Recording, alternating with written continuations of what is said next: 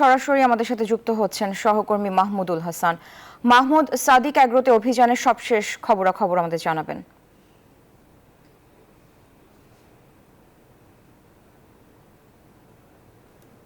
আপনি জানেন যে গত বৃহস্পতিবার থেকে কিন্তু এই সাদিক অ্যাগ্রো এবং এর আশেপাশে যে অবৈধ স্থাপনা ছিল সেখানে অভিযান চলেছে এবং আজকে কিন্তু মোটামুটি মাটির সাথেই মিশিয়ে দেওয়া হলো এই সাদিক অ্যাগ্রোর যে অবৈধ স্থাপনাগুলো ছিল।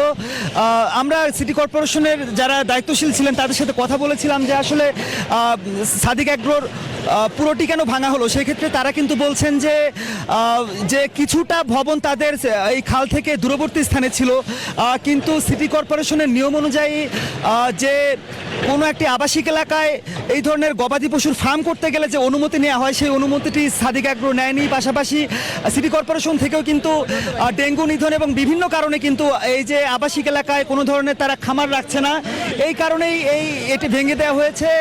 এবং রামচন্দ্রপুর যে খালটি রয়েছে সেই খালটি কোথাও 100 ফুট কোথাও 120 ফুট প্রশস্ত ছিল, কিন্তু যেখানে ভাঙচুর চলছে এটি কিন্তু এই খালের জমি।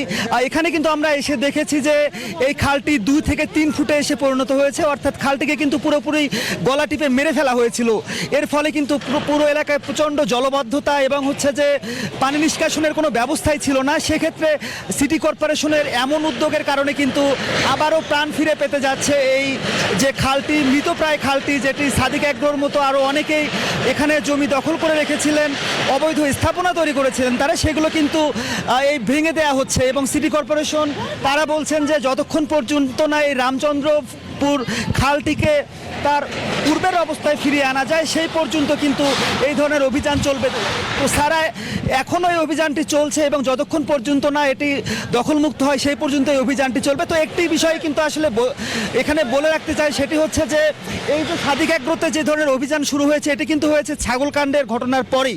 তো এটি কিন্তু এক ধরনের আশার বাণী বলছেন এলাকার মানুষ, অন্তত এই কাণ্ডটির ফলে যে মানুষের দুর্নীতির বিষয়গুলো যেরকম উঠে এসেছে, পাশাপাশি কিন্তু রামচন্দ্রপুর যে খালটি, যেটি আমরা বলছি যেখানে 2 থেকে 3 ফিট প্রশস্ততা, সেটি কিন্তু আবারও নতুন করে প্রাণ ফিরে পাচ্ছে প্রশাসনের উদ্যোগে।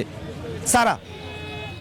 মাহমুদ, আপনাকে ধন্যবাদ। দর্শক, সাদিক অ্যাগ্রোতে অভিযানের সবশেষ খবরাখবর জানাচ্ছিলেন সহকর্মী মাহমুদুল হাসান।